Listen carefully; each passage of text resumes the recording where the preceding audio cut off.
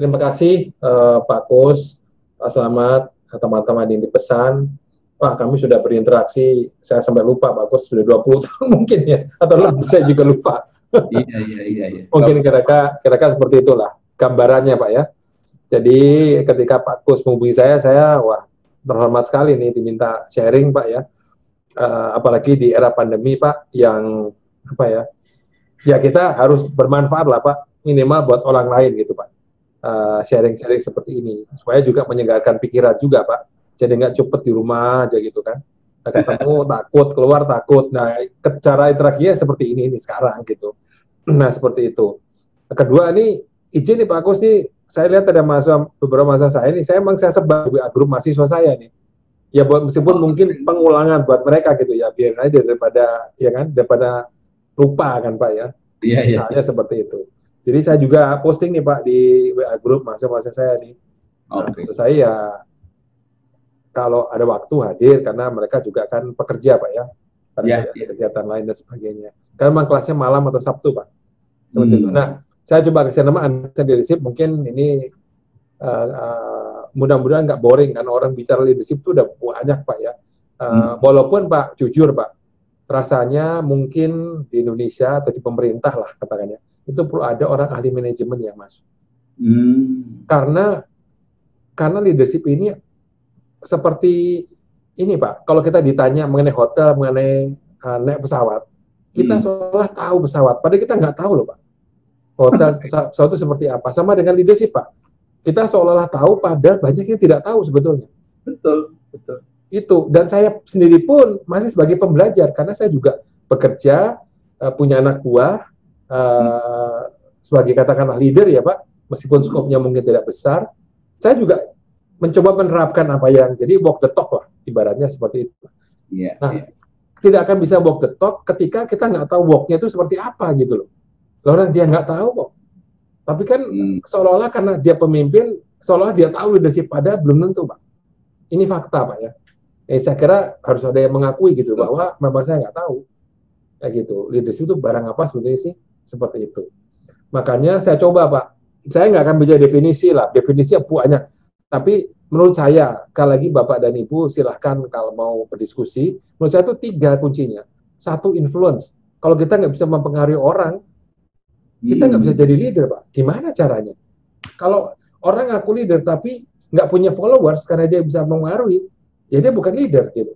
Kita boleh benci sama orang-orang tertentu lah Pak ya. Minta ditahan segala macam, udah ditangkap sekarang, tapi kita harus mengakui beliau ada leader. Kenapa? Karena punya followers.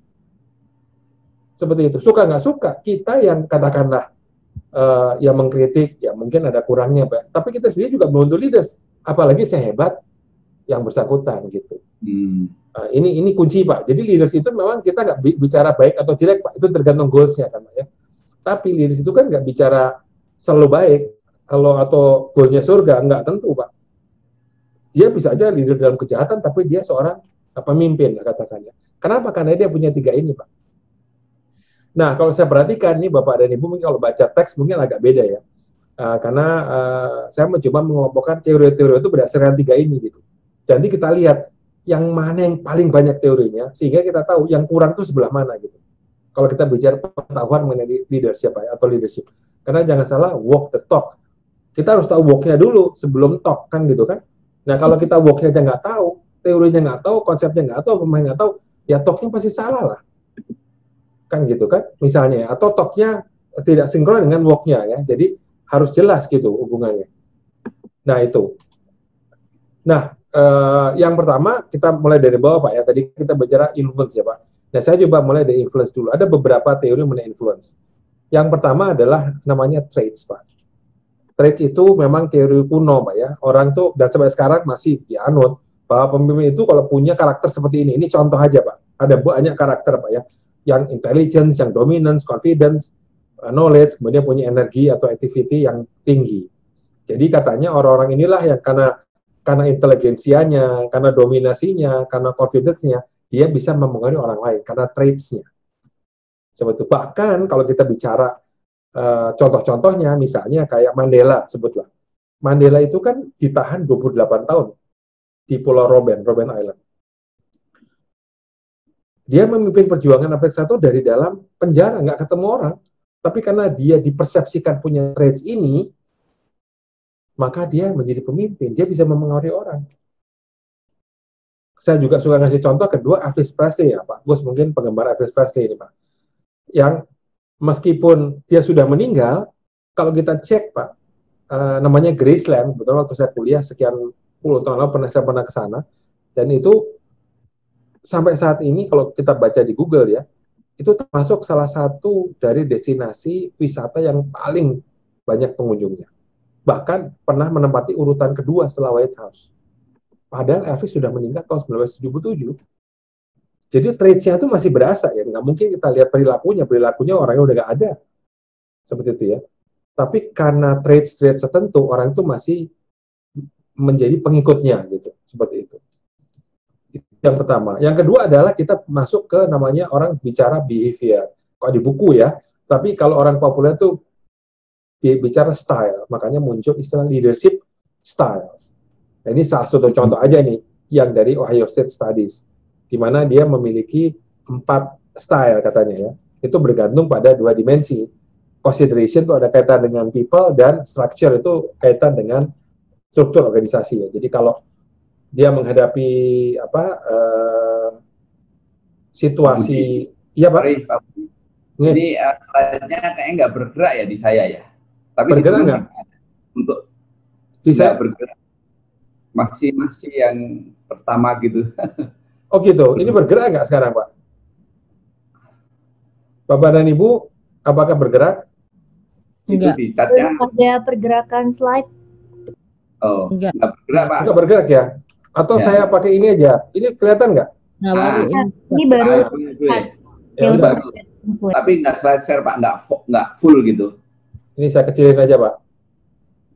Di bawahnya aja itu kan ada. Bawahnya ini ya? Ini udah saya gedein sih. Atau ini? Oke, boleh Pak. Ya. Nah, sorry, tadi kembali. Ini kelihatan ya Bapak Ibu ya? Udah cukup besar ya? Oke. Nah, mungkin tadi karena slideshow jadi nggak bergerak. Nah, ini tadi yang pertama adalah traits Pak. Jadi orang tertentu itu ada teori-teori awal leadership itu mengatakan bahwa leader itu orang jadi leader kalau punya traits tertentu gitu loh. Jadi given, makanya dulu kan kerajaan-kerajaan ya Pak. Jadi hanya anaknya raja yang bisa jadi raja. Karena apa? Karena raja itu punya traits tertentu yang hanya diwariskan pada anaknya. Walaupun kemudian berkembang. Bahwa tidak hanya raja, ada orang lain juga punya traits tertentu gitu. Jadi kita bicara traits nih Pak. Nah, karakter orang ya Pak. Seperti itu. Nah, berikutnya adalah leadership style yang yang muncul kemudian itu udah cukup lama, tapi setelah traits adalah kita bicara behavior atau style. Kenapa? Karena memang orang itu nggak cuma bicara karakter, kalau dia nggak melakukan apa-apa, ya dia nggak bisa jadi leader gitu. Jadi justru perilaku itu yang bisa mempengaruhi orang, kira-kira begitu. Nah, kita kenal lah leadership style, ini hanya contoh aja nih dari Ohio State yang kita bisa temukan di buku-buku lah. Ada 4 jenis style ya, walaupun nanti banyak teori style yang lain ya, ada benevolent, laissez-faire dan seterusnya, itu ada macam-macam. Tetapi intinya adalah tidak cukup hanya traits, harus ada perilaku, apa yang dilakukan gitu.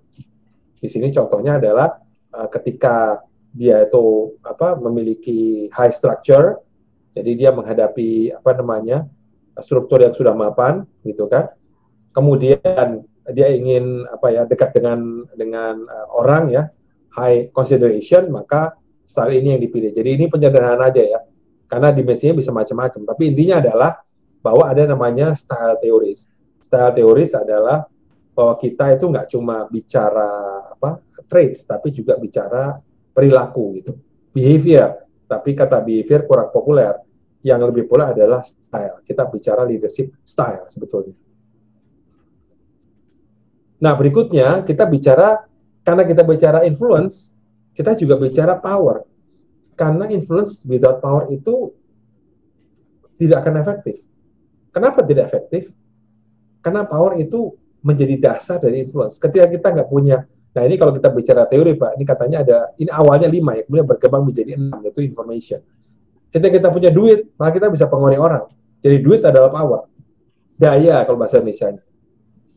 ketika kita punya koersif, itu ada bisa maksa ya, misalnya preman ya, mengancam, itu adalah koersif.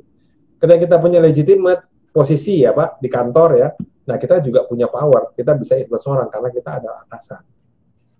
Kemudian keempat adalah expert misalnya, ketika kita punya expertise, keahlian, maka kita bisa pengaruhi orang.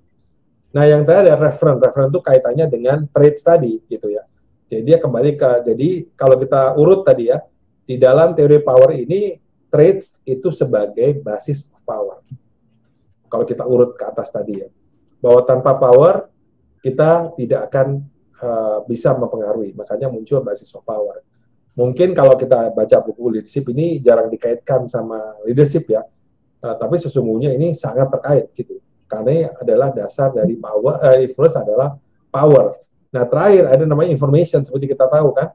Yang punya information itulah yang memiliki power. Nah, kita pakai Zoom nih. Nah, Zoom ini kan sebetulnya informasi ya. Seperti itu. Saya nggak tahu, bisa nggak dianalisis perilaku kita gitu, ber-Zoom seperti ini ya.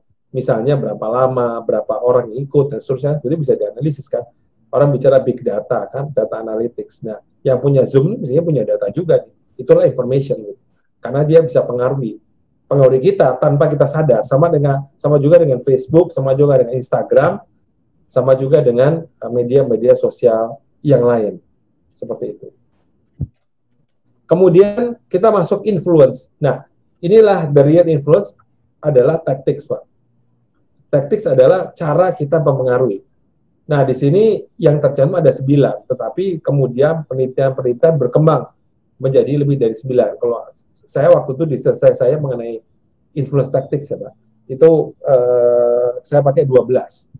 Ada posisi, tapi ini kalau di buku rata-rata masih bicara 9 ya, topik inilah apa namanya variasinya ya. Dan ini mirip dengan influence dengan basis of power ya.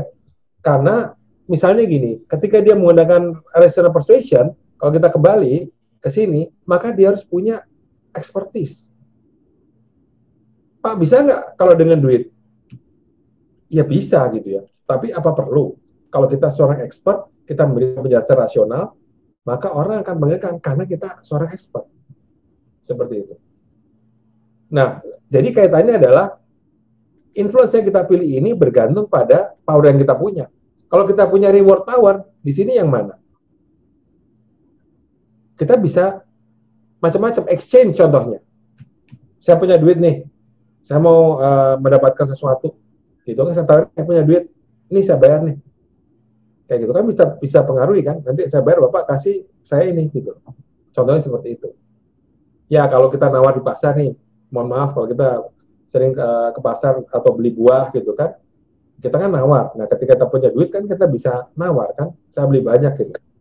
Baru-baru ini Pak Aku saya beli buku nih di salah online gitu Pak. Ya saya tawar kan, kalau saya beli sekian, harganya berapa? Ya pasti dia mau jualan volume kan, Bapak dan Ibu. Ya saya dapat harga lebih murah karena volumenya agak besar gitu kan, buat di kantor waktu itu. Exchange, saya punya reward power, saya punya duit, seperti itu. Nah beda lagi ketika kita punya misalnya koersif, maka kita punya koersif, maka ya kita cenderung pressure, kita punya koersif. Nah jadi sesungguhnya adalah influence yang kita pakai tergantung power yang kita punya gitu. Nah kita punya power itu penting kita tahu. Dan orang itu tidak hanya punya satu power Pak, kita punya bisa semuanya bahkan. Tergantung kita siapa gitu. Kita punya duit, siapa? Kita seorang manajer atau GM atau direktur. Kita juga punya pengetahuan, keahlian, sertifikasi, pendidikan yang tinggi gitu. Dan kita referen punya traits yang memang disukai atau mendapat menarik lah buat orang lain. Itu bisa semuanya terjadi. Kita bisa punya semua. Kita bisa punya 4, tapi umumnya kalau saran saya minimal kita punya 2 Pak. Jadi kita bisa bergantian menggunakan apakah expert ataukah reward. Umumnya apa ya? Itu kalau nggak legitimate, expert reward yang umum, yang normal ya. Karena referen itu nggak semua orang punya traits ya Pak ya. Koersif juga kalau kita yang berpendidikan tuh kok rasanya nggak mau maksa-maksa gitu ya. Nah, kalau reward kadang-kadang perlu lah, karena kita punya duit kan, seperti itu contohnya. Nah, itu yang mengenai influence fix. Kemudian, nah ada juga ada influence outcomes. Ini sebenarnya masih dalam satu ranah influence ya Pak. Yaitu ketika kita menerapkan influence tadi tidak semuanya menghasilkan komitmen. Komitmen adalah kita pengaruhi dia ikut sama kita, dan dia memberikan lebih dari yang kita minta. Dia komit sama kita. Makanya kita sering lihat kan Pak, sampai dibela-belain hujan-hujanan, sampai ketembak mati di jalan tol. Itu kan komitmen. Ya kan? Mengorbankan nyawanya, harus diakui bahwa memang influence-nya tuh kelas tinggi gitu Pak, sampai ada orang mau meninggal gitu. Dan itu bangga dia meninggal gitu. Misalnya. Contohnya ya, itu komitmen tuh. Nah, kalau compliance, ya seperti pada umumnya di kantor kan, masuk jam 9, pulang jam 5. Comply. Tapi ketika lewat jam 5, minta lembur. Lewat jam 5, alasannya macam-macam, kan gitu kan. Dan seterusnya. Dia patuh, dia pengikut, tapi hanya sebatas apa yang dia harus lakukan. Nah, nanti kita bisa lihat nih, dihubungkan sama taktik-taktik tadi gitu ya. Yang mana nih yang bisa menghasilkan komitmen? Kita bisa lihat misalnya inspirational. Kadang-kadang bisa menghasilkan komitmen, Pak. Cenderung, Pak ya. Kenapa? Karena dia buy in ide kita gitu. Ya, bahwa kalau mati syahid itu masuk surga, umpamanya seperti itu. Misalnya, bahwa kalau itu tuh mati syahid, dia buy in gitu. Contohnya, Pak ya. Ya dia lakukan, komitmennya tinggi gitu. Atau ada personal appeals, dia sudah cinta mati gitu sama orang itu. Ya entah kenapa, nggak tahu kita. Misalnya seperti itu ya. Nah memang ada beberapa taktik yang tidak komitmen gitu. Misalnya saja rational persuasion, ini tergantung rasionalnya ya. Ketika dia buy in, ya dia mungkin hanya pada sebatas yang dia terima saja nalarnya gitu. Karena yang dua ini, contohnya inspirasi sama personal ini memang abstrak, Pak. Nggak kebayang gitu, kita udah wah di luar itulah. Sehingga kita juga bingung, kenapa sih orang yang mau? Ya tapi faktanya dia mau gitu. Contohnya. For better or worse ya. Emang fanatik lah, kalau kita bisa baik kata fanatik ya. Nah hanya orang yang fanatik inilah bisa menghasilkan komitmen. Ya, tapi ada juga resistance, Pak. Ya dia nggak mau ya, karena mungkin dia punya value yang lain kan. Dia nggak mau gitu, menolak. Jadi memang influence itu tidak harus menghasilkan sesuatu yang favorable, bisa menghasilkan sesuatu yang unfavorable, yaitu resistance gitu. Seperti itu. Nah ini nanti saya share Pak. Ini ada tulisan publikasi saya bahas mengenai ini Pak di jurnal. Nanti saya bisa share ini. Nah kemudian, ini kita sering bahas nih Pak, empowerment gitu. Seringkali orang itu bicara empowerment itu, kalau orang Jawa bilang sakdet langsung gitu loh. Padahal empowerment itu ada prosesnya gitu. Mulai dari influence sharing, power sharing, sampai power distribution. Ketika influence sharing adalah powernya tetap di kita, tapi kita minta mereka yang menginfluence atas nama kita. Gitu. Misalnya, saya minta anak buah saya, salah satu manajer saya, ini Pak Budi yang nyuruh nih, gitu misalnya. Tapi dia mempengaruhi gitu. Saya nggak melakukan apa-apa, dia yang melakukan. Nah, ketika power sharing, saya berikan power itu ke dia sebagai, tentu saja tidak semua power kita bisa berikan, ya kan Pak? Ya Bu, duit bisa, nih kamu nih, saya kasih duit, pilih barang, nih saya kasih uang. Itu duit Pak. Expertise bisa ya, bisa nggak, bisa di-share nggak? Kalau dia punya expertise yang mirip, kita bisa kembangkan, kita bisa aja development di sana. Jadi kita berikan expertise-nya ya. Tapi kalau koersif juga bisa. Kita punya ilmu silat, ilmu bela diri, ilmu apa yang bisa maksa orang, bisa kita tularkan. Nah yang susah itu adalah referen. Karena traits itu sulit kita share. Nah dalam dunia politik, mungkin nanti Pak Gus bisa memperjelas. Banyak orang-orang calon-calon yang mencoba seolah-olah mereka mendapat sharing power referennya tadi, bahwa saya anaknya si A, saya anaknya si B, kan gitu kan, macam-macam lah. Dia berusaha membawa power dari orang tuanya atau kakeknya atau siapapun gitu. Tapi tidak selalu berhasil. Karena karena referen itu kan beda. Ya, nggak kayak duit yang kita bisa kasih atau legitimate yang bisa Ya kalau kita punya perusahaan keluarga atau kita ingin suksesi kan, udah kamu saya jadikan wakil saya, nah, itu kan kita kasih legitimate power ya Pak, Ibu. Tapi kalau sharing, kalau referen itu nggak bisa kita berikan traits kita ke dia. Gimana caranya? Trade itu punya kita pribadi kok, bukan kita nggak mau sharing. Tapi susah. Makanya ketika kampanye yang bawa fotonya Bung Karno, fotonya Gus Dur, fotonya siapa, itu dia berusaha menunjukkan saya juga punya powernya orang ini loh. Saya tuh anaknya, cucunya, siapapun gitu loh. Seperti itu. Apakah berhasil? Tidak semua. Tapi masyarakat kita itu masih terpengaruh hal semacam itu. Di Amerika juga ada, tapi tidak separah di sini. Ya, kayak misalnya Obama jadi presiden, misalnya. Kenapa kok berikutnya nggak istrinya jadi presiden? Nggak ada Pak di Amerika seperti itu. Setelah dia jadi presiden, ya sudah dia berhenti. Nggak lantas istrinya suruh maju. Apakah Michelle Obama itu hebat? Hebat Pak. Menurut saya lebih hebat daripada suaminya. Menurut saya. Oh, lebih pintar lah ya. Pintar Pak. Pidatonya juga lebih bagus karena memang dia lebih, menurut saya lebih well educated daripada suaminya. Harus jujur saya sampai ketika saya lihat nonton beberapa pidatonya Pak. Demikian juga dengan Biden. Biden itu kan istrinya profesor. Seperti itu. Joe Biden. Tapi kita pernah lihat apakah jadi presiden. Lihat aja Clinton jadi presiden. Kemudian berikutnya ada 2 kali. Kemudian berikutnya kan dia kalah. Demokrat kalah kan Pak. Diganti sama George Bush. Ya Hillary majunya kalah. Jadi beda kayak di sini. Dan waktu Clinton selesai, apakah Hillary maju jadi presiden? Enggak Pak. Apakah Michelle bakal jadi presiden? Belum tentu Pak. Seperti itu. Apakah Nancy Reagan ataukah Laura Bush yang juga pintar menurut saya gitu ya. Rata-rata presiden Amerika itu isinya pintar-pintar Pak. Nah itu belum tentu Pak, nggak mau dia.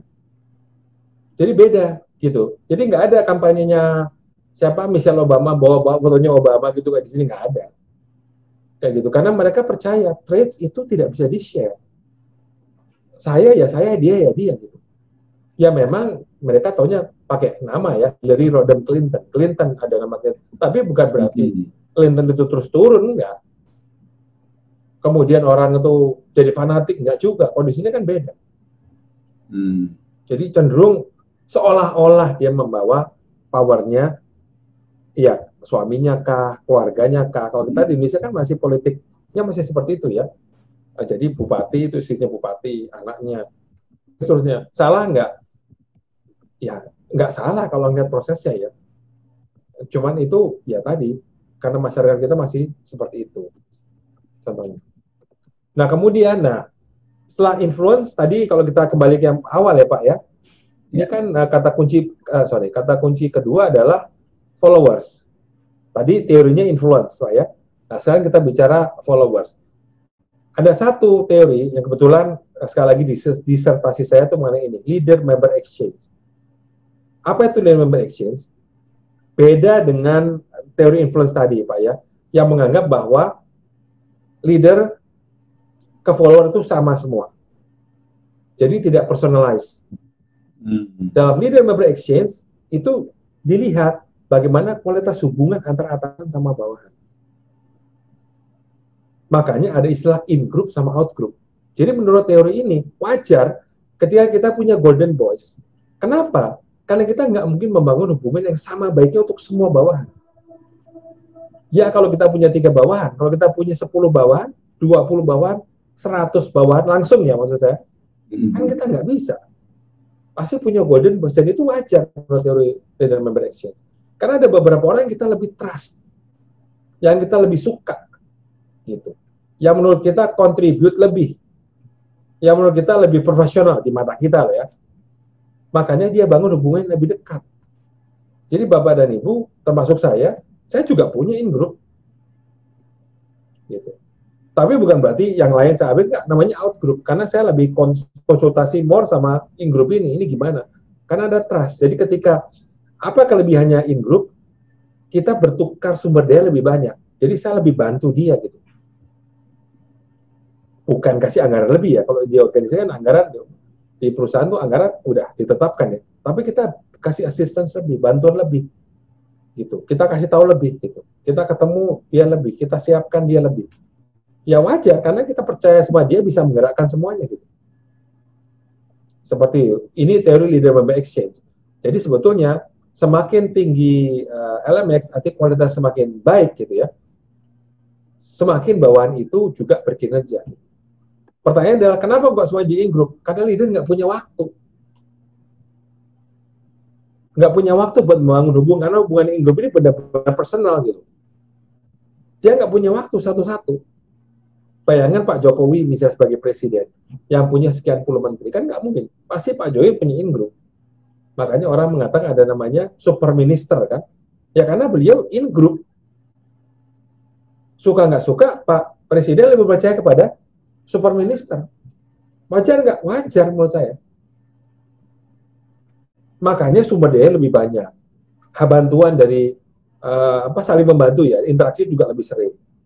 Apa-apa disuruh turun, ya karena in-group. Teori leadership mengatakan itu terjadi. Gitu. Seperti itu. Nah, itu namanya leader member exchange yang mungkin tidak begitu populer ya.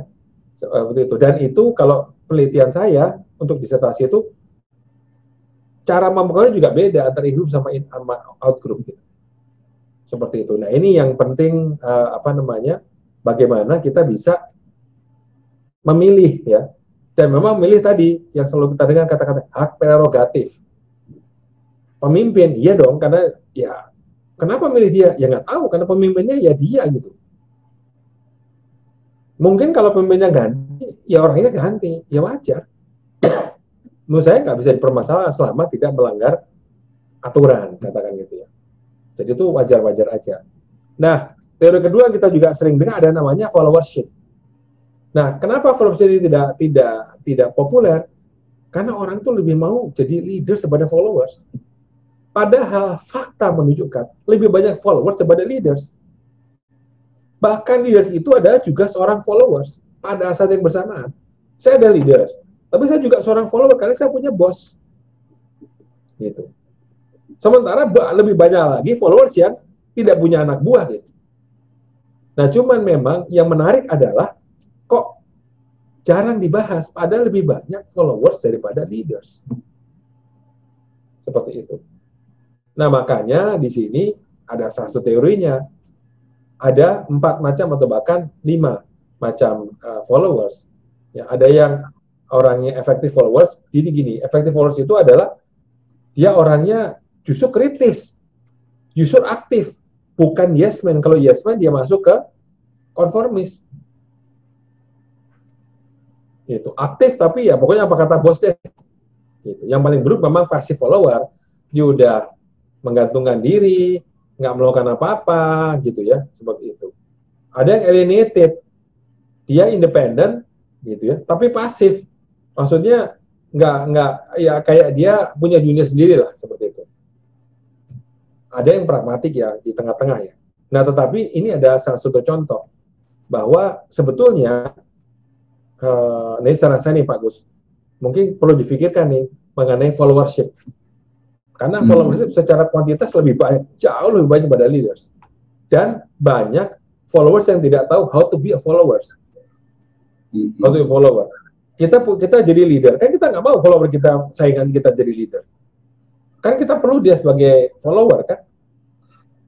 Kan gitu, Pak. Nah, maksud saya, tadi kaitannya dengan leader member exchange. Kenapa kok ada in-group? Ya karena dia seorang yang effective follower. Jadi leadernya juga senang gitu. Nah, bagaimana caranya menjadi effective follower? Nah, ini yang perlu sebetulnya kita gali gitu. Gimana caranya sih jadi seorang yang aktif tapi juga kritis?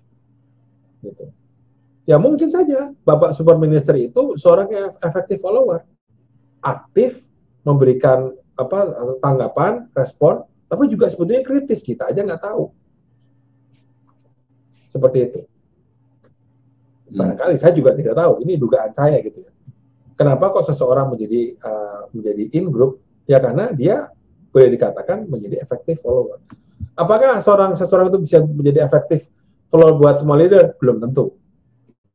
Karena tergantung kan. Ada seorang leader yang nggak suka dikritik. Ada seorang leader malah open, ayo apa? dikritik aja gitu. Ada seorang leader yang nggak suka anak buahnya aktif gitu kan. Nah, jadi ini memang tergantung ya, seperti itu.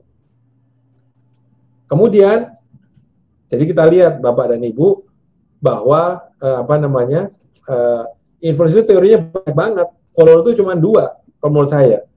Dan ini namanya goal, path goal teori. Jadi ada satu teori yang bicara goal.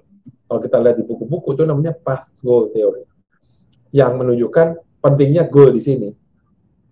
Dan bagaimana pengaruh, walaupun di sini sudah masuk nanti kita bicara situasional ya, bahwa ada faktor-faktor yang menentukan. Tapi paling tidak teori goal ini sudah istilahnya itu mempertimbangkan aspek goal. Yang lain tuh belum. Di sini sudah mempertimbangkan ada aspek goal di sini. Bagaimana behavior itu bisa mencapai tujuan seperti itu. Nah, yang terakhir ini saya juga masukkan namanya integrated theories, yang memasukkan semua komponen yang tadi kita sudah sampaikan. Maka tadi path goal itu sebetulnya sudah semi-integrated ya. Karena bicara goal, disebutkan ini teori goal ya. Nah, ini kita udah sering dengar nih, transformational model of leadership. Orang bicara transformational leadership. Kayak gitu ya. Di sini ada traits, ada behavior, kemudian ada efeknya, dan ada outcome-nya. Jadi lebih integrated ya. Behavior apa? Yang inspirational, yang bisa idealize influence, bisa mempengaruhi, dan juga bisa ada individualized consideration gitu ya. Seperti itu. Ini mohon maaf nih, ketutup ya ininya, kepotong. Seperti itu contohnya. Nah ini kita sebut integrated karena dia memang memasukkan ada trait, ada behavior, ada outcome-nya juga ada masuk di sana. Seperti itu. Kemudian integrated yang lain namanya adalah situasional. Ini mungkin kita juga sudah beberapa kali dengar ya, dicetuskan oleh Ken Blanchard sebetulnya ya. Dia mengatakan bahwa leadership itu tergantung development level dari anak buah kita. Kalau kita development levelnya masih rendah, maka kita perlu directing. Saya kira kita semua alami kan. Anak buah kita masih baru, belum pengalaman, udah kita ajarin, kita suruh biar dia ngerti. Gitu. Ketika dia udah mulai naik, barulah kita coach, kita berikan sedikit kebebasan supaya tidak mengganggu gitu kan, supaya dia juga berkembang, kita berikan coach. Ketika sudah naik ke level D3, kita sudah mulai mundur ke belakang gitu. Tuturi handayani mulai kalau bahasa Jawanya. Support yang ada di depan anak buah kita masih support. Tapi ketika dia sudah level tertinggi, maka delegating. Menurut Blanchard itu kita harus punya keempat-empatnya. Karena kita nggak tahu anak buah kita seperti apa. Kita bisa directing, bisa coaching, bisa supporting, bisa delegating juga. Tadi kita udah bicara ya delegating ya awalnya kan, dari influence sharing, power sharing, sampai power distribution. Seperti itu. Kemudian ada namanya contingency approach. Ini juga mirip ya dengan dengan situasional ya. Di sini Fiedler namanya itu memberikan contoh ada 8 situasi dan ternyata menuntut perbedaan gaya kepemimpinan atau perilaku kepemimpinan. Jadi sebenarnya integrated theory itu mengatakan bahwa there is no one best style leadership. Gitu. Semuanya tergantung situasinya dan apa yang dihadapi. Seperti itu. Nah, pertanyaannya, effective leadership itu apa sih? Menurut saya, dan ini memang kami di UI, kebetulan saya juga ngajar di UI itu, memang ada part kita belajar namanya execution. Ini saya kira orang itu sering lupa bahwa ujungnya leadership itu ada eksekusi gitu. Nggak heran Bapak Presiden marah-marah, reshuffle. Kenapa? Karena kelemahan kita dieksekusi gitu. Iya, betul. Yang pertama, orang-orang yang kita angkat itu nggak talented, nggak punya kemampuan. Ada people process. Pertama tuh people dulu. Orangnya nggak punya kemampuan, nah gimana mau melaksanakan? Orang nggak mampu kok. Pertama, kedua, non-performance dibiarin. Perform, ya udah. Nggak dilakukan kegiatan apa, kayak pengembangan, kayak diganti, diapain, dijamin aja. Yang ketiga, ini mungkin, saya kira Pak Agus sudah sering membicarakan ya, di berbagai kesempatan di HR. Bagaimana HR itu tidak dilihat sebagai beban. Caranya apa? Harus link results. Apa nih hasilnya? Udah merekrut si A, training si B, hasilnya apa gitu. Nah, people process itu harus mengetahui bagaimana talented people itu bisa kita bawa menghasilkan result gitu. Nggak cuman kita kumpulin orang-orang hebat aja gitu. Kan kita tahu kalau kita suka nonton bola kan, tim klub sepak bola yang pemainnya hebat belum tentu jadi juara dia. Ya karena prosesnya nih, bukan soal talentnya gitu ya. Makanya di sini di bawah ada linking to results. Yang kedua adalah strategi proses. Nah ini juga kritik juga, dan juga di buku dikritik bahwa seringkali kita penyusun strategi itu lebih lama, lebih mahal, lebih repot daripada eksekusinya gitu. Bapak Ibu sudah tahu, mungkin kalau kita bicara perusahaan besar, berapa sih yang kita spend ya, kita habiskan untuk menyusun sebuah strategi. Waduh, bisa miliaran Pak. Karena kita pakai konsultan paling terkenal di dunia.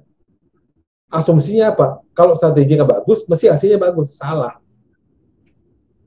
Kenapa salah? Karena yang nyusun orang, yang ngerjain orang lain lagi. Lah nggak ngerti ini strateginya kayak apa gitu. Sehingga orang kadang punya persepsi, strategi bagus adalah strategi hebat. Salah. Yang bagus ada apa? Yang doable. Kita bisa laksanakan. Yang fokus dan sustainable. Bisa berkelanjutan. Jadi bukan yang paling hebat, bukan yang paling tebel, bukan yang paling mentera, bukan yang paling advance, tidak. Tapi tiga ini sebetulnya. Dan terakhir adalah operations process. Ini yang juga sering terjadi. Synchronized integrated actions. Kadang-kadang, ya kan, jadi orang selalu bicara tidak terkoordinasi. Kan gitu kan. Kenapa COVID kita masih melonjak-lonjak terus, perasaan nggak menurun, nggak ada tren, bahkan ya naik turun 6.000, naik terus. Ini gimana sih? Ya karena nggak ada koordinasi, masing-masing jalan sendiri gitu. Nah strateginya saya nggak tahu seperti apa, operasionalnya mungkin lebih parah lagi gitu. Sampai akhirnya nggak bisa. Gimana? Kok masalahnya berulang-ulang terus gitu loh? Ini salahnya di mana nih?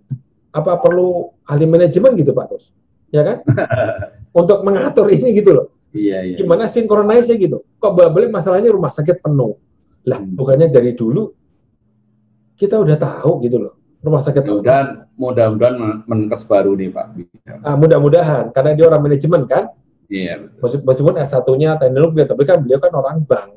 Maksudnya orang korporasi lah ya. Mudah-mudahan nih. Jadi bagaimana how to put things into actions gitu. Iya. Ya karena kalau menurut saya Pak Jokowi itu orangnya orang pragmatis sebetulnya gitu. Betul. Nggak root mikirnya gitu.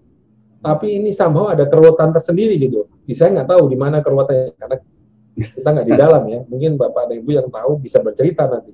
Tapi menurut saya ini nggak integrated dulu. Jadi kayak bingung gitu. Saya juga bingung. Kita aja bingung yang ngelihat apalagi yang melaksanakan kan. Lebih bingung lagi. Kok sekolah mau dibuka? Loh, ini gimana sih maksudnya?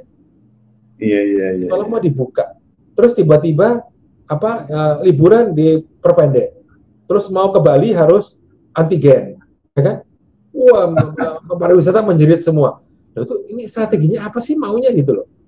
Ya kan mencegah itu kan nggak cuma saat liburan. Konsep besar mencegah penularan itu bagaimana sih sebetulnya? Nah itu kita belum baca gitu, belum melihat lah.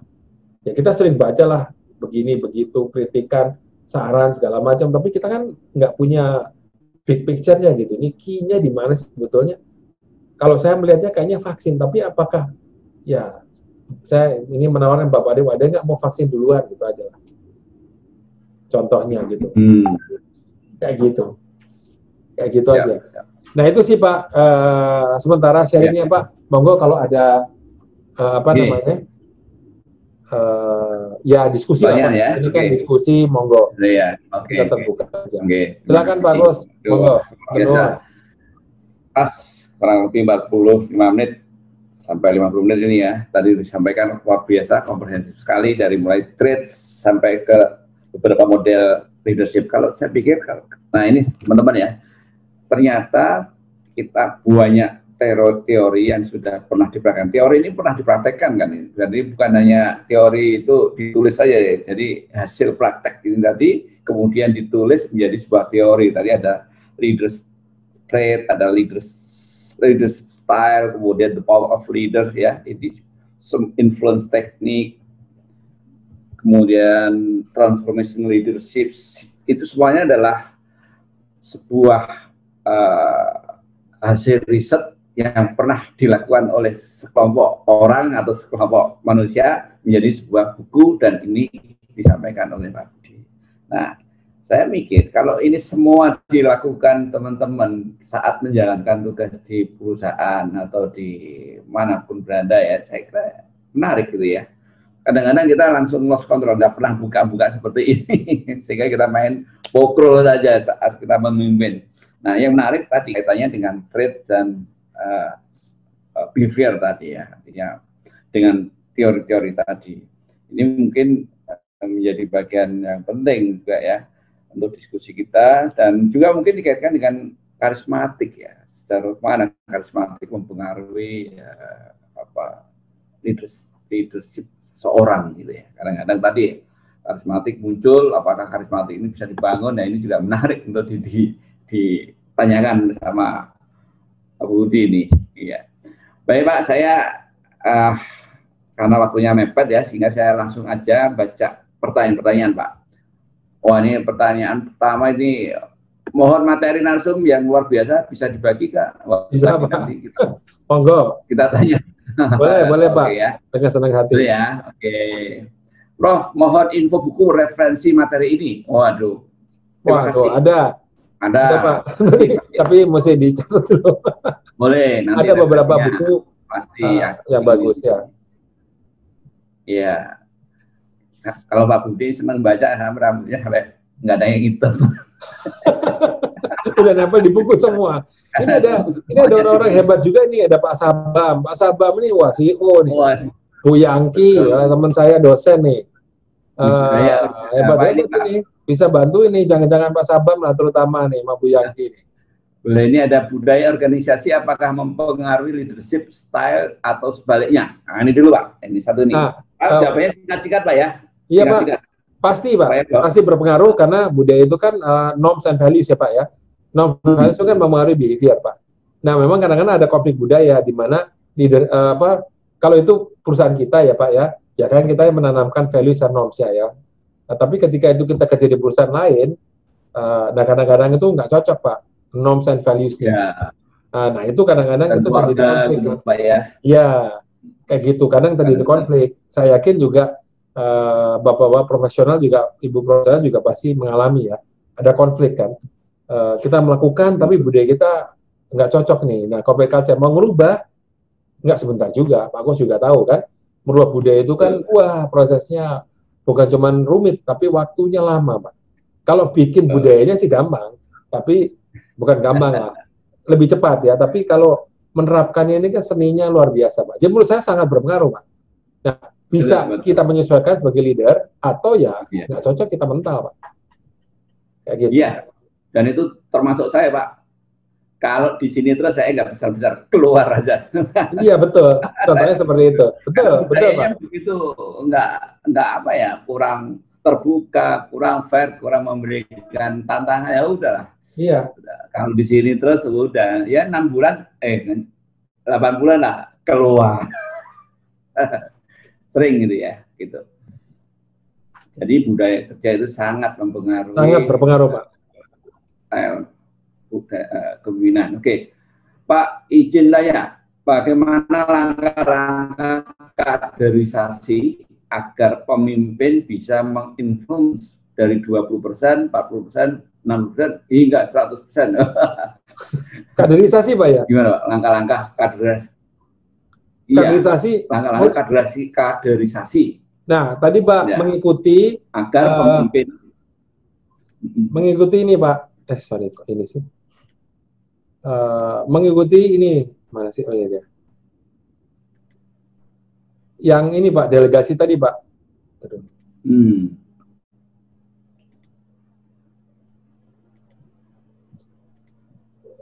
Mana sih?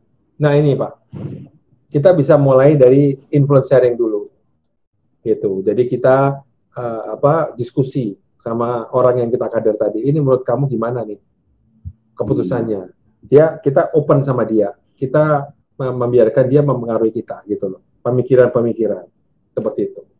Ketika dia sudah, kita pikir ini udah bisa nih, baru kemudian kita bawa ke power sharing, kita berikan dia sebagian kewenangan kayak gitu untuk ngambil keputusan atau keputusannya bersama. Dia ngambil keputusan, kita lihat kalau kita cocok ya udah, kalau kita kurang ya kita kasih tahu ini mesti begini. Yang terakhir namanya power distribution, yang terakhir ini seperti itu misalnya. Jadi bisa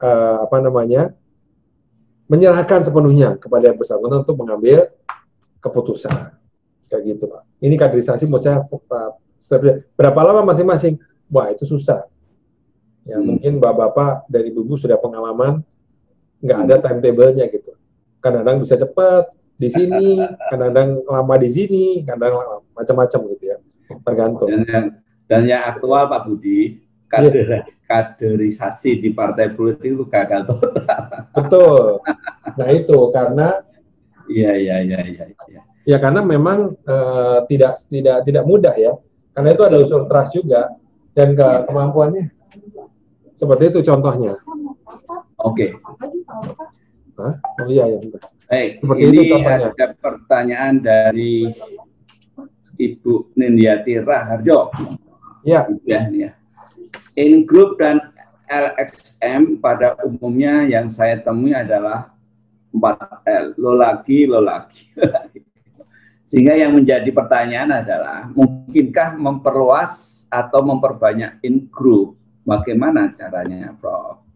Hasil riset saya tahun 2005 di salah satu BUMN malah memperlihatkan LMX ini lebih mampu memotivasi bawahan dibandingkan dengan transformational leader. Menurut Pak Budi bagaimana? Nah. Ya memang Pak, leader member exchange itu karena dia pendekatannya personal Pak, memang bisa lebih memotivasi Pak, walaupun tadi ada in groupnya. Karena memang beda Pak ya. Saya lihat LMX itu adalah bukan leadership teori yang sifatnya kayak untuk partai politik lah, kayak Pak Agus tadi bilang ya. Untuk massa ya, untuk organisasi massa itu menurut saya nggak cocok. Karena LMX itu adalah buat profesional Pak. Kaitan dengan kaderisasi tadi, kita udah bangun in group, kita siapkan in groupnya Pak. Nah kita motivasi in group ini, kan in group ini kan kayak kalau kita sering bicara Pareto Pak. 20% menentukan 80% Pak ya. Nah, in-group ini kan tidak banyak, tapi dia bisa mempengaruhi 80% tadi, Pak. Seperti itu. Nah, itulah kita bisa motivasi karena hubungan kita lebih dekat. Kita sudah percaya, dia percaya kita percaya dia, gitu kan. Nah, sehingga terjadilah orang bilang chemistry. Ya, dari sanalah kemudian kita memberikan istilahnya inspirasi, gagasan-gagasan. Mungkin kita menanamkan paradigma tertentu, gitu kan. Tadi Pak Adam katakan kaderisasi tadi ya, supaya orang itu juga jalan gitu, sesuai dengan apa yang katakanlah kita inginkan lah, supaya organisasi itu lebih maju gitu. Kalau orang politik bilang ada anak ideologis katanya Pak, seperti ya, bukan anak biologis tapi anak ideologis kan gitu Pak. Mungkin Pak Agus lebih tahu ini. Kalau saya begini, kan ada, kalau saya sering baca di koran kan, ini saya bukan anak biologis tapi saya anak ideologis gitu kan, misalnya Pak. Nah itu kan kaitannya dengan karena dia in group Pak, dia sering diajak, dia bertukar pikiran ya, seperti itu. Makanya ada Gus Durian segala macam kan, misalnya ya, yang memang mungkin pemikiran-pemikiran Gus Dur itu udah ditanamkan atau tertanam gitu Pak, sehingga bisa lebih erat itu hubungannya itu karena ada in group tadi Pak, seperti itu. Memotivasi ya, gitu, karena memang hubungannya dekat Pak, jadi kita bisa personal gitu, personal touch-nya lebih tinggi gitu. Untuk leader member exchange tadi Pak. Setuju Pak. Oke. Dari Pak Ahmad Afirus Toana, sikap efektif followers dapat berlaku Pak secara baik di Indonesia? Wah. Nah ini dia. Makanya mau kadang-kadang kita punya pandangan follower itu beda-beda Pak. Ada orang tuh senangannya followernya manut, ya kan? Pokoknya ikut aja. Jadi saya sampaikan kan, kadang-kadang itu tadi, apakah bisa berlaku nggak buat semuanya?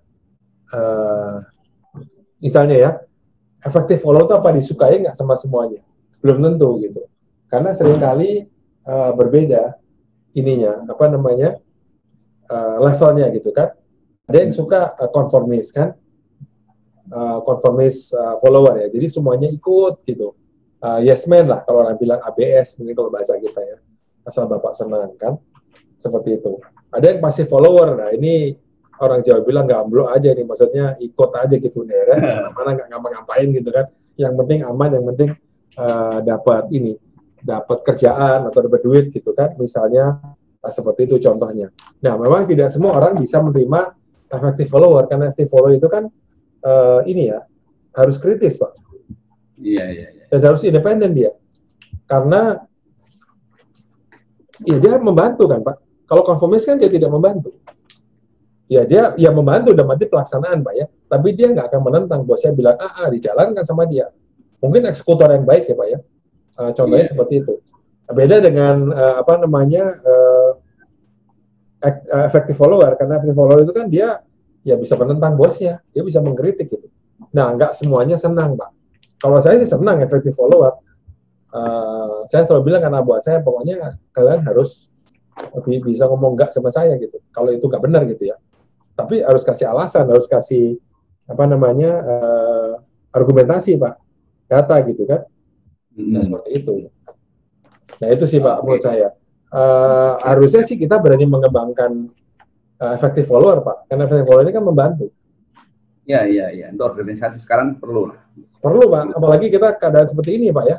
Kalau semuanya yes-man aja, waduh, repot ininya. Kitanya yang repot, Pak, sebagai leader. Saya juga repot, Pak, sebagai leader, Pak. Makanya saya selalu mengatakan, ini apa nih? Mungkin sebutannya rasional followership. Iya, rasional persuasion tadi ya, Pak. Iya, kayak gitu, Pak. Kalau kita profesional, Pak ya. Baik, Pak. Baik. Seperti itu. Iya, Pak. Oke. Pak Mukhlis, selamat bergabung. Terima kasih. Salam hangat buat Prof. Budi. Mana? Pak Mukhlis nih, Pak Dr. Mukhlis. Oke. Dari Pak SST2.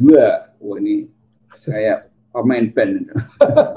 SS12, SST12 ya, Pak. 12. Bagaimana kita bisa menjadi leader yang relevan, terutama pada era VUCA? Ini harus ikut seperti ini. Iya. Ngasah terus. Ngasah terus. Ini ilmu ini yang disampaikan Pak Budi ini, ketika kita lakukan, kita coba evaluasi dari mulai trade saya sudah cocok enggak, sudah punya enggak, kalau lemah kita kembangkan. Kemudian kemampuan kita berperilaku sudah belum. Nah, ada banyak ingah-ingah kita kan gitu ya. Oke, tegas latihan gitu kan ya. Nanti sampai ke tekniknya. Jadi memang ini kayak pemain sepak bola, Pak ya. Kan? Betul. Kalau pemain sepak bola kan latihannya.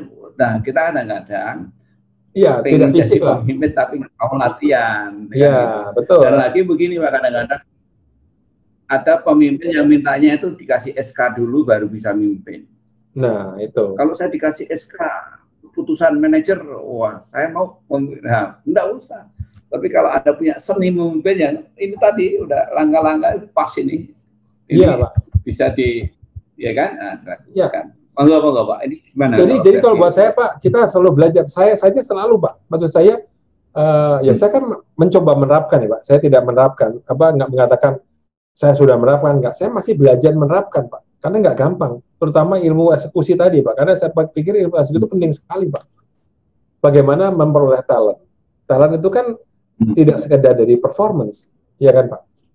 Karena menurut saya sekarang paling penting, VUCA itu adalah eksekusi, Pak. Jangan menunggu situasi ideal. Nggak akan ada yang ideal, Pak. Menurut saya, pengalaman saya, nggak akan ada yang ideal. Jadi talent itu relatif. Kadang-kadang kita nggak percaya juga hasil penilaian kinerja perusahaan.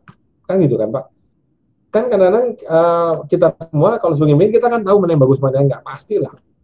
Kalau kita udah pengalaman ya, season leader, maksudnya itu udah berpengalaman jadi pemimpin, kita pasti tahu ini bagus, ini nggak, itu kelihatan, Pak. Kayak gitu. Dan memang challenge kita adalah bagaimana how to deal with non-performers. Nah ini, Pak, mau diapain nih non-performers gitu. Ini kadang-kadang kita bikin sakit kepala kan. Kayak gitu. Karena contoh Pak, ini anak-anak buah saya.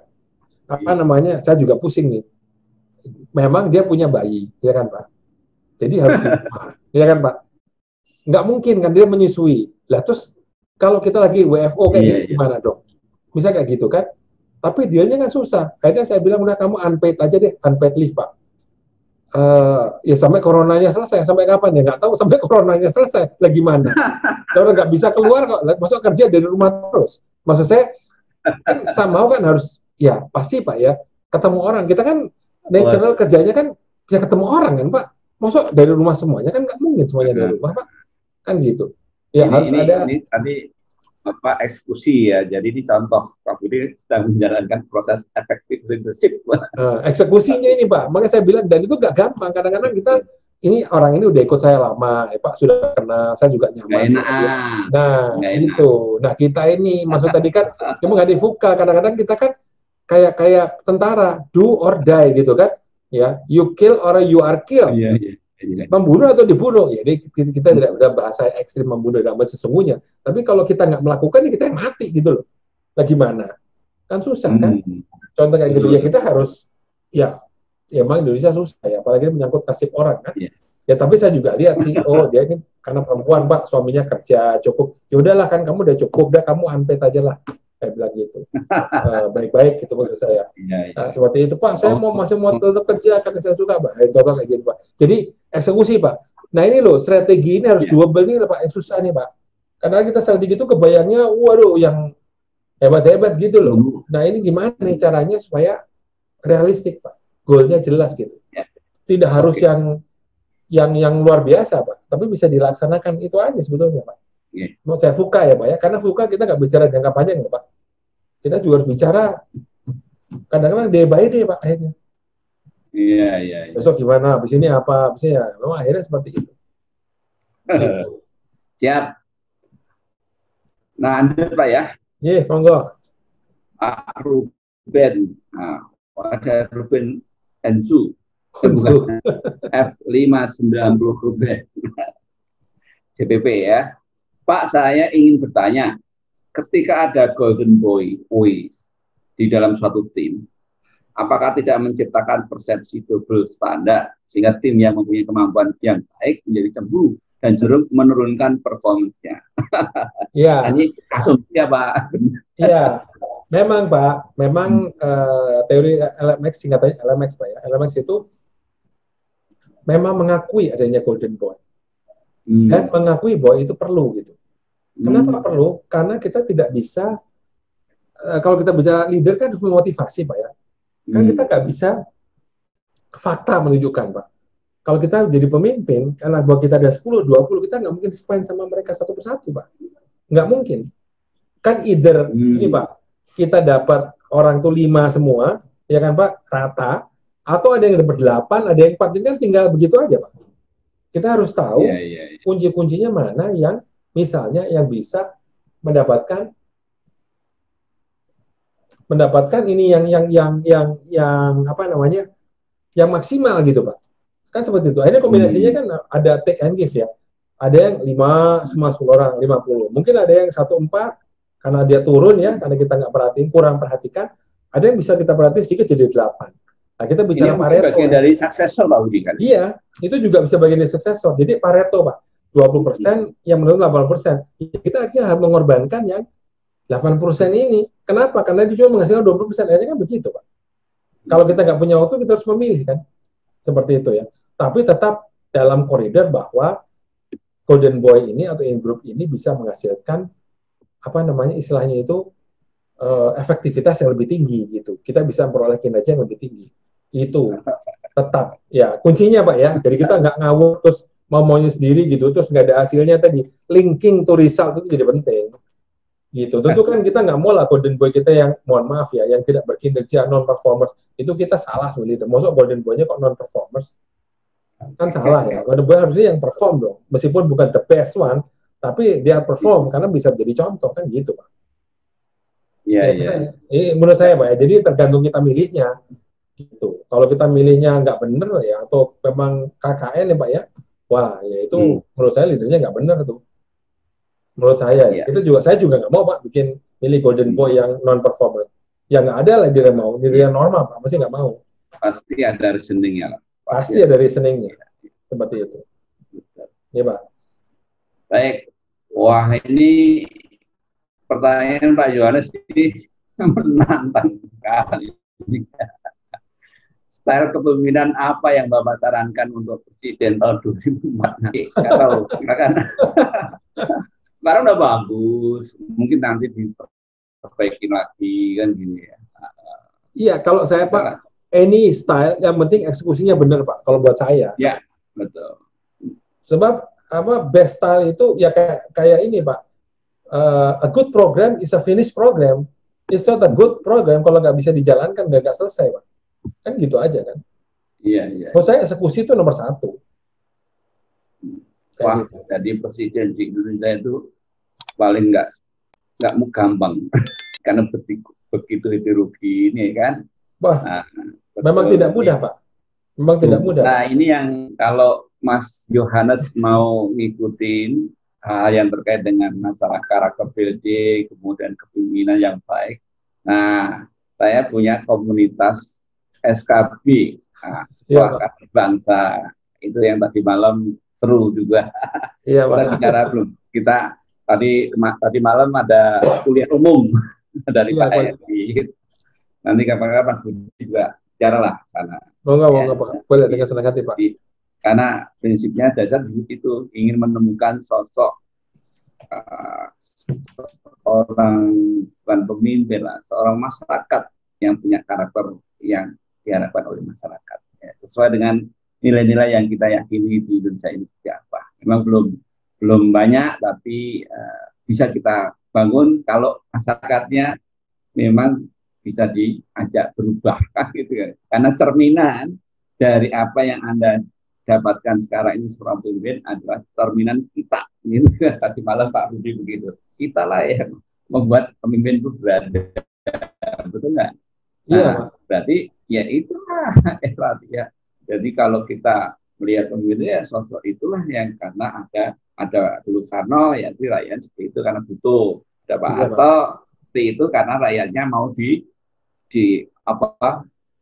diseseli. Iya makanya. Gitu. Jadi kalau mau pilih presiden bisa eksekusi, gitu aja lah intinya. Betul. Apapun stylenya. Iya. Nggak bisa eksekusi. Ya. Bu Yati Kris. Ya. Halo Pak Budi, mohon saran Bapak. Ada strategi tidak untuk menghadapi macam-macam follower ini? Macam-macam followers Pak ya? Ya. Tadi Pak, in group, Mbak Yati ini pernah kerja bareng sama saya nih. Di IPMI waktu itu, IPMI Kalibata Pak. Ya menurut saya memang macam-macam, betul, orang macam-macam. Leader juga macam-macam, nggak cuma follower aja Pak. Leader pun juga macam-macam modelnya. Menurut saya kita harus bisa clustering Pak. Clustering mana yang ya macam-macam lah Pak ya. Lalu kita pilih mana yang kita bisa jadikan in group. Mau nggak mau Pak. Karena kita nggak mungkin, waktu kita habis Pak, kalau menangani semuanya. Jadi bisa saja melalui in-group tadi, program kita dijalankan ke yang lain. Seperti itu contohnya. Nah coba Mbak Yeti, bisa nggak bikin in-group? Gitu. Di cluster dulu nih, kan kita punya macam bawahan ya. Clusternya apa aja nih? Mungkin modelnya A, B, C gitu kan. Lalu kita coba bikin in-group. In-group yang bisa sama-sama membantu gitu, seperti itu. Contohnya. Ini menurut saya Pak ya. Gimana in-groupnya ya masing-masing. Ya. Oh. Baik, kita lanjutkan Pak ya. Nah, ini menarik nih Pak. Iwayan ini kayaknya banyak teman-teman yang mengalami juga ini. Pak, mohon izin, saya berusaha menerapkan situational leadership semaksimal mungkin. Akibatnya saya terseret ke masalah-masalah detail. Oh ya. Terkadang saya kehilangan helikopter view. Sikap apa yang harus saya lakukan? Ya, memang kadang-kadang ya leader itu kan bisa harus zoom in, zoom out ya Pak. Itu kelebihan, bukan kelebihan ya, tuntutan menjadi seorang leader. Kita juga mau terseret pada hal detail.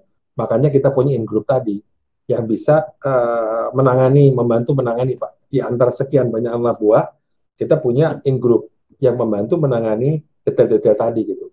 Nah, in group ini nanti kita coba membantu tadi yang saya sampaikan influence sharing, power sharing tadi Pak, yang kita empower dia gitu loh, supaya bisa memperlancar, supaya kita nggak terjebak ke dalam micro management seperti itu ya.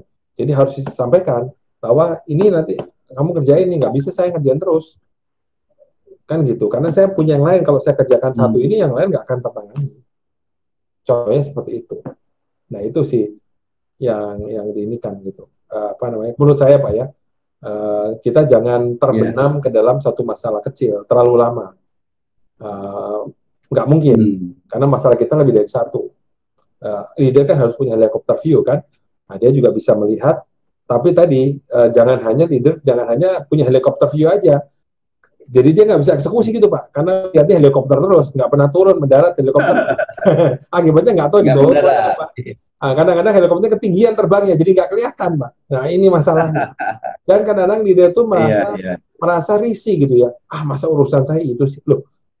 Kalau menurut bukunya namanya eksekusi Pak, mengatakan eksekusi adalah suatu pekerjaan yang leader itu nggak boleh tidak melakukan, dia harus laksanakan. Gitu. Itu bukunya bagus Pak. Ramcaran political. Iya. Nah itu Pak, menurut saya Pak. Kenapa terakhir saya tutup dengan eksekusi? Oke. Pak Ahmad Muflis, to everyone. Nah ini tadi. Prof, mohon berkenan sharing more. Ada 3 soft skill terpenting. Leader dan manajer dalam eksekusi strategi korporat dan bisnis. Maksudnya, ini Pak Muklis mau share atau gimana?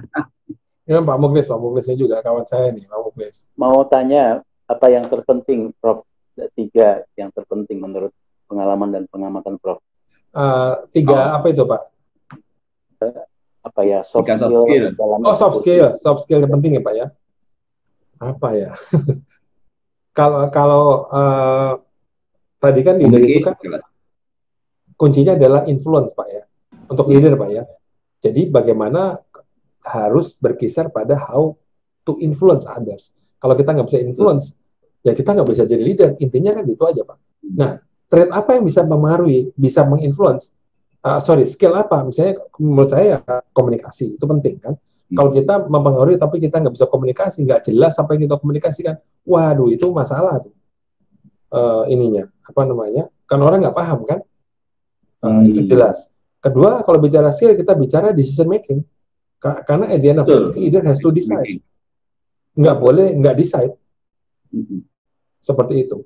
Dan yang ketiga, menurut saya yang juga penting adalah bagaimana leader itu bisa wrapping up. Wrapping up itu adalah memberikan kesimpulan, mengarahkan, kemudian bisa next itu bagaimana gitu. After the fact gitu loh Pak. Kayak gitu. Karena kan nggak semuanya bisa istilahnya itu sesuai keinginan kita kan, tapi yang penting bisa wrap up, duduk sama-sama, yuk gimana masalahnya, jadi bisa wrapping up, bisa mencari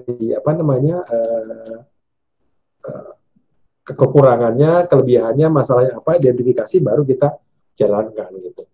Seperti itu contohnya Pak. Iya. Menambahkan sedikit Pak Budi ya, saya pernah punya pengalaman teman. Dia ini dari bank, ya dari bank kepala divisi lah. Tapi suatu saat dia dijadikan CEO di hotel dan golf gitu ya. Terus, loh, Anda kan nggak punya pengalaman di hotel dan ini, kenapa Anda jadikan CEO di situ ya? Ini ngomong-ngomong yang dibeli apanya kan gitu ya, kompetensi apa? Ini betul-betul yang disampaikan Pak Budi tadi. Dia nggak pandai dalam hotel, nggak tahu itu gimana manajemen hotel tapi dia ditunjuk oleh CEO itu, dan alasan CEO itu hanya leadership tadi. Dia punya kemampuan leader. Dan dia bilang begini, yang disampaikan Pak Budi betul. Dia saya kan ngurus orang, saya hanya mempengaruhi orang saja untuk berbuat sesuai dengan SOP yang sudah ada. Kan punya SOP. Saya hanya meluruskan saja. Nah, ini ada soft skill yang dia lakukan itu. Padahal dia nggak ahli hotel, nggak ahli golf gitu ya. Tapi CEO-nya kan, tapi performnya luar biasa, dan itu menurut saya, ini yang good leadership gitu ya.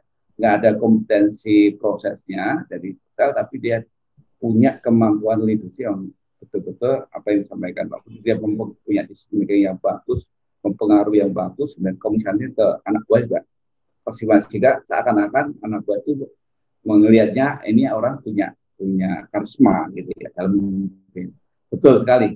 Jadi ini teman-teman, ternyata ilmu leadership ini sangat berpengaruh ya dalam karir Anda semua. Marilah kita belajar terus tentang leadership ini. Itu kira-kira. Ya, Pak. Oke, siap. Terima kasih banyak, Prof. Great leader always know themselves. Kapan yang tepat mendorong anak buah yang memiliki talent untuk mengambil keputusan sendiri. Wah, Pak Wahyu. Oh, ini ngikut ini, Pak. Tadi apa namanya empowerment tadi. Kalau saya. Jadi kita siapkan apa namanya ini. Kita siapkan yang bersangkutan. Jadi nggak ujuk-ujuk kita kasih gitu, Pak. Tapi kita siapkan supaya dia juga tahu. Pertama kita ajak bicara juga dari influence sharing kan. Menurut Anda bagaimana nih? Seperti itu. Dia memberikan masukan gini. Dari sana kita tahu kan. Ini orang ini ngerti masalah nggak? Berkali-kali sana lama-lama kan tune in ya. Baru kemudian udah kan ini udah bisa nih, coba kamu putusin ya, jangan sama dulu lah, belajar putusannya berani, coba berani bisa gitu kan. Dia ambil keputusan. Dan memang keputusan pertama-tama mungkin 2, 3, 4, 5 keputusan pertama mungkin nggak sesuai dengan keinginan kita. Tapi kita jangan salahkan, nanti dia jadi demotivasi kan. Nah, kita undang lagi. Kamu iya Pak, saya tahu Pak, harusnya begini, misalnya seperti itu kan. Apa namanya? Nah, dia belajar. Nah, setelah beberapa kali baru kita berikan delegasi. Nih, ambil keputusannya seperti itu menurut saya. Supaya kita siapkan. Jadi delegasi itu nggak ujuk-ujuk, Pak. Ada prosesnya gitu menurut saya. Ada proses, ya. Iya. Oke. Pak Yosepin, bagaimana meningkatkan kemampuan eksekusi, Pak? Punya pengalaman atau barangkali ada referensi? Sebetulnya gini ya, memang ada nggak sih belajar eksekusi? Ada. Maksudnya bisa dipelajari gitu ya. Ya betul itu kita harus pertama kan know your people. Kita harus tahu orang kita kan. Karena kita harus punya orang yang melaksanakan sama-sama kita. Nggak mungkin kita laksanakan semua sendiri. Kita harus tahu talentnya yang mana gitu. Ya kita mulai dari sini aja Pak. Contohnya. Harus berani menghembuskan non-performers. Tahu bagaimana mengkaitkan ini dengan result. Resultnya ada di mana gitu. Bisa nggak berkaitan gitu. Contohnya seperti itu Pak. Jadi kita tahu kunci-kuncinya gitu. Kunci untuk menghasilkan bisa lebih baik gitu. Menurut saya seperti itu contohnya. Ya, jadi memang awalnya dari people, awalnya sekali ya. Nah ini mungkin Pak Kus bisa dipelajari nih sebetulnya. Mungkin dari benchmark ya Pak Kus ya. Dari top leader atau orang udah seasoned leader gitu kan. Gimana sih tahunya orang itu talented atau enggak? Ini kita nggak bicara proses loh Pak. Nggak bicara performance evaluation, nggak bicara talent management gitu kan. Kan sama orang-orang pemimpin hebat itu kan tahu cirinya orang talented dari mana gitu. Terus how to deal with non-performers. Gimana caranya cut dia, gitu, mindahin dia. Itu kan seni tersendiri Pak. Orang bicara namanya bicara exit strategy. Ini kalau strategic management beda lagi istilahnya. Tapi juga yang bicara escape gitu kan, kita siapkan escape yang baik gitu kan, mungkin dia nggak cocok sama kita, tapi cocok tempat lain, misalnya kayak gitu Pak. Gitu. Nah, contohnya Pak, ini bisa menurut saya bisa dipelajari Pak ya, tentu bukan teknikal terus diajarin cara ngeliat orang mungkin, tapi maksud saya dari diskusi kan bisa, oh Bapak ini kalau milih orang begini toh, non-perform begini, kita punya gaya masing-masing Pak ya. Ini saya kira penting Pak, execution ini, seperti itu.